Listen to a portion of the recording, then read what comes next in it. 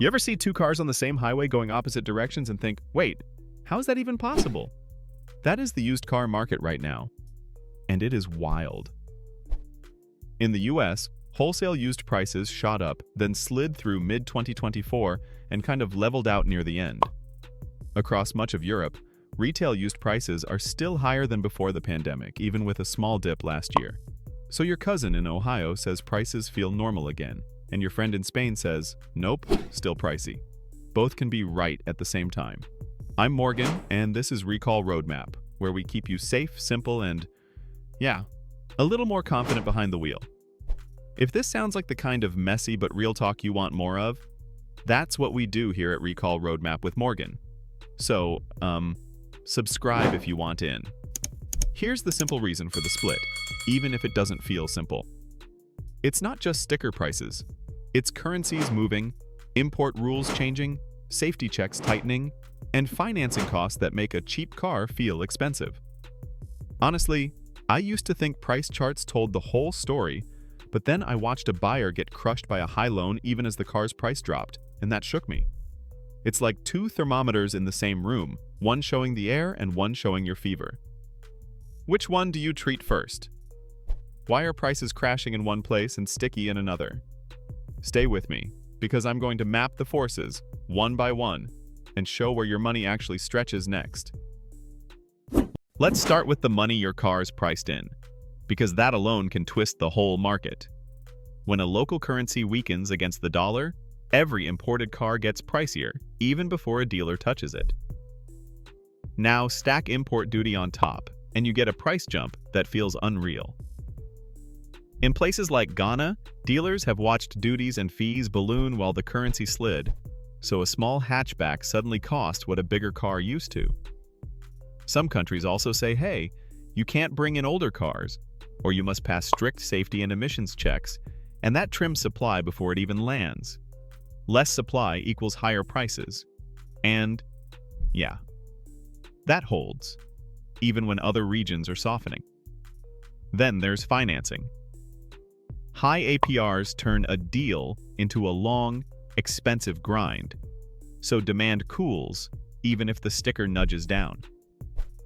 In the US, prices corrected from the peak and stabilized, but high rates still choke monthly budgets, which is why the lot can look full while buyers hesitate. One more twist. New car production and incentives play tug-of-war with used prices. When OEMs cut output, late-model used cars keep a premium, but if leftover model years get discounted, some shoppers jump new and leave used sellers trimming asks. I wrestle with this because I want to say, it's cheaper now, go, but the payment math sometimes says, wait, if your money buys less metal this year, do you wait or pivot to a different segment? Next, I'll show you how to time that move without guessing. Okay, let's turn all that noise into a simple play you can run. First, match the market you live in. If you're in the US, prices cooled from that late 2021 spike and then steadied.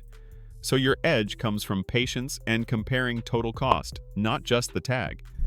If you're in much of Europe, prices are still above pre-pandemic levels, even after a small slide. So negotiation matters, and so does picking the right age band that passes inspections without pricey surprises. Second, do the APR gut check. If your rate is high, a small price drop can be wiped out by interest, so consider shorter terms, larger down payments, or, yes, waiting a season while you keep your current ride maintained. Third, watch new car incentives and leftovers. When dealers cut prices on last year's models, some used segments soften after a lag, especially on trims where buyers cross-shop. Fourth, segment strategy.